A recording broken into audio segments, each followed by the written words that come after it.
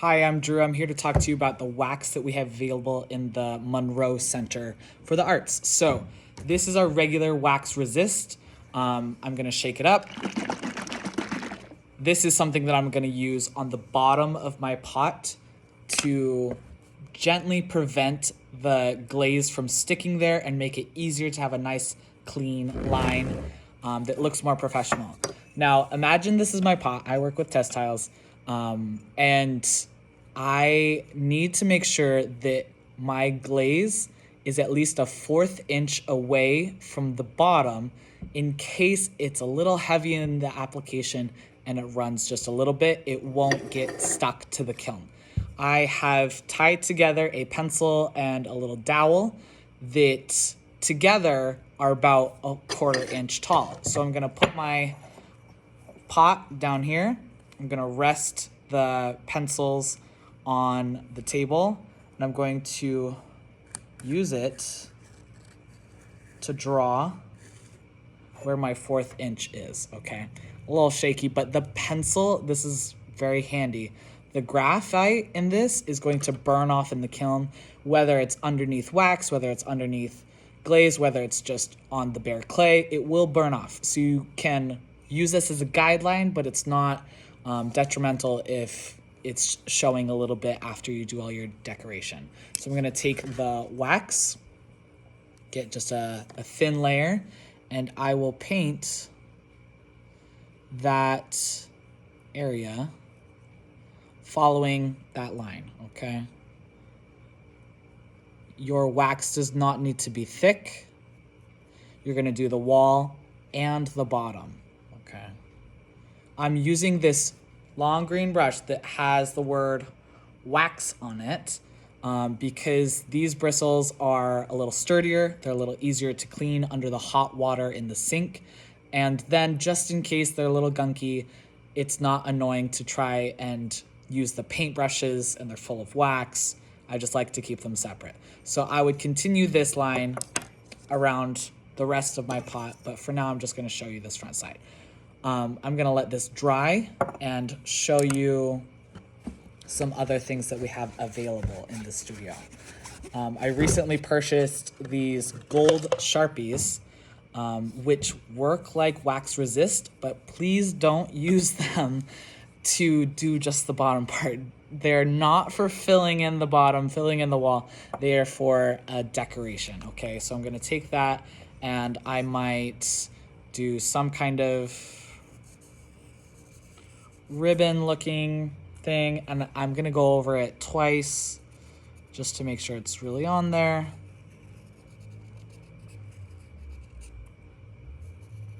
And maybe I'll do like a straight line up and down on the sidewall, okay? So it's okay to go over it a couple times, but don't go crazy, okay? I'll put that back in here. This is how I'm storing them for now, these pencils, gold Sharpies, these wax brushes. I'm gonna have a nice big bucket, so you'll see where things are pretty soon. So that's dry. My wax, normally I would wait more like 5 whole minutes for this, but I wanna keep this quick. So I'm gonna take my Hobbit Blue, trusty glaze. I've already mixed this for about normally I tell my students like 100 stirs. So I'm just gonna quickly do a couple now that it's been sitting here just for a few moments. Tap out the wand,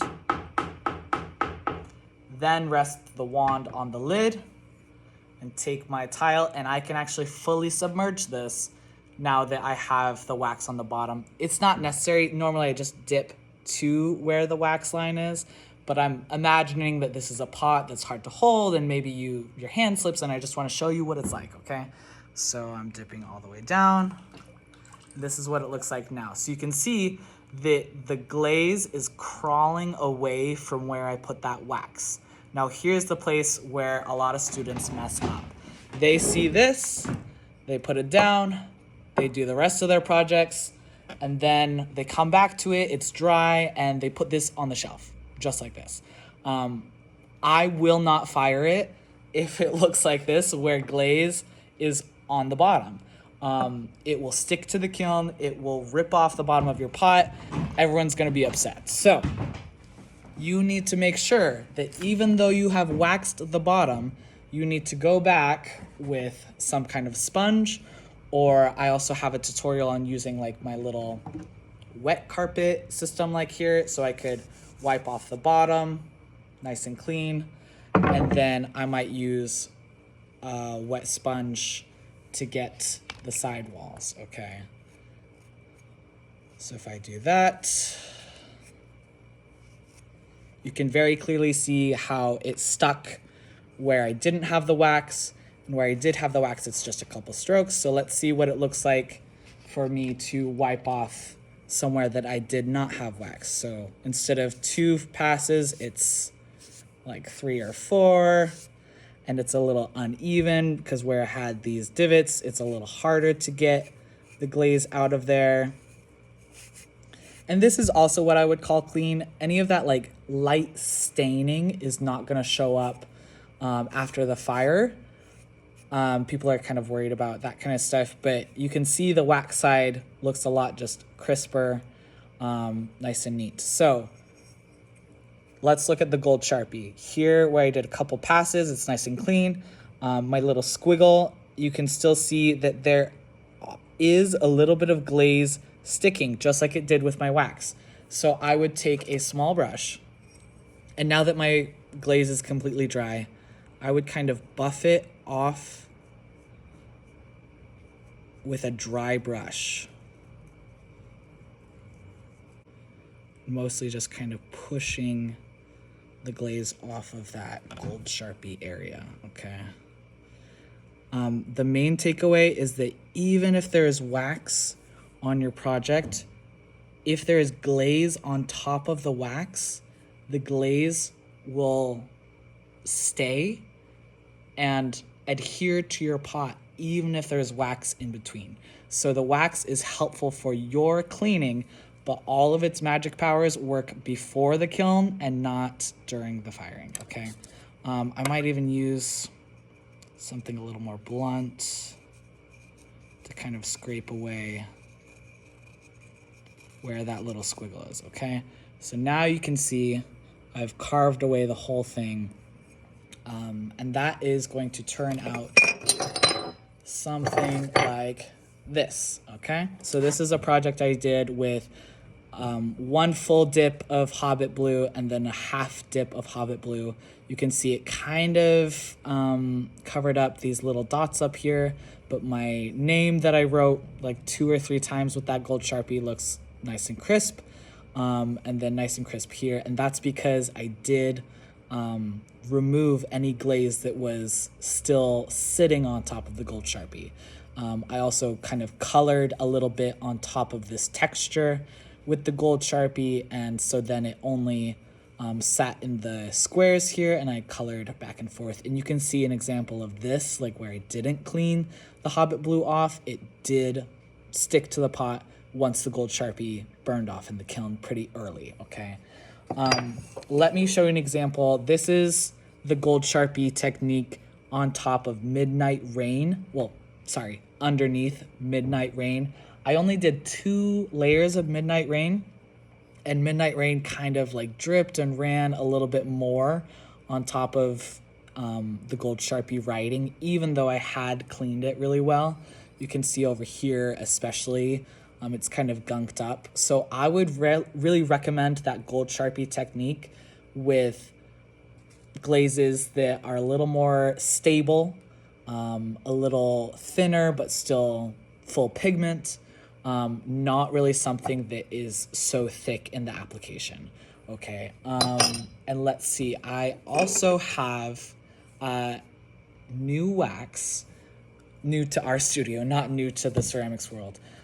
It's called Aftosa green wax. I'm gonna shake this up and show you that this wax is really handy for going on top of glaze. So I'll clean that up. I've got a new wax brush because I don't want any contamination in this bottle, please. And I will do a thin spread out layer on top of that Hobbit blue. And I'm just doing a quick little job, so I'm going to use it straight from the bottle. But if you are doing a couple pieces or someone else wants to use the bottle, you can use a palette and pour a little bit in there. You really need like a couple drops. And then please make sure that you use hot water and a sponge, maybe our nail scrub brushes, to really scrape out any wax that's left over inside the palette. So when someone goes to use it for painting, for glazing, it won't be a bad experience for them, okay? So you can see that that is already drying pretty well. I'm gonna actually test and see what it would be like to use our regular wax in comparison, okay? From my research, I think that the green wax sticks a little nicer to the glaze, and the regular wax, when applied, it doesn't really like hold on, and it can flake off. It can cause like weird things to happen during the kiln firing. So I would not recommend it for painting on top of glaze, but I'm gonna test it out and see what really happens. So I've done those 2 little dots of our regular glaze. All right, I'm gonna let them dry. I'll mix up my Hobbit blue and do a second dip.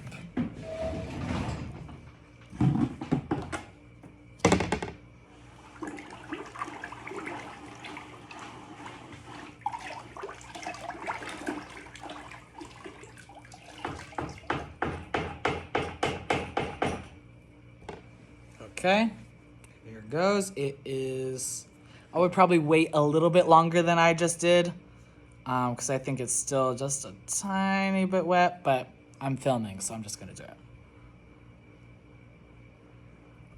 Dip down and up. Now let's see, you can see it has already crawled off of that Aftosa, and it is, yeah, a little bit off of that regular wax spot as well. If this was my pot, I would go ahead and kind of flick it, shake it off into the bucket to try and get that Hobbit blue to avoid the waxed areas. So that worked pretty well. And Hobbit blue is a really nice glaze to use for this technique because it has a different color when it is 1 layer versus 2 layers. I actually did an example of this with Hobbit blue as the base layer and Hyacinth as the second layer. So it looks like this on the front. I wish you could see this in person. It's a lot prettier, I swear. And I did that similar kind of squiggle with Aftosa green wax. And I did actually 2 dots up here and 2 dots down here. You can see where it was a little thicker, a little heavier at the top. It kind of melted over those first 2 dots. Then down here was a little bit more resistant, but still some dripping. So it's not, this Aftosa wax is not for like really tiny details, really delicate illustrative designs and drawings with wax. That's just not realistic for something that is melting and using gravity to slide down your pot. So Aftosa wax is really for something that's gonna add a little bit of intrigue, a little bit of interest, a little bit of movement, but not be so focused on really crisp, clean lines. In the future, I want to try out some of this tape resist that we could figure out if it works on top of glaze, if it works just on top of bisque, but for pulling clean straight lines. Thank you for watching, and let me know if you have any questions.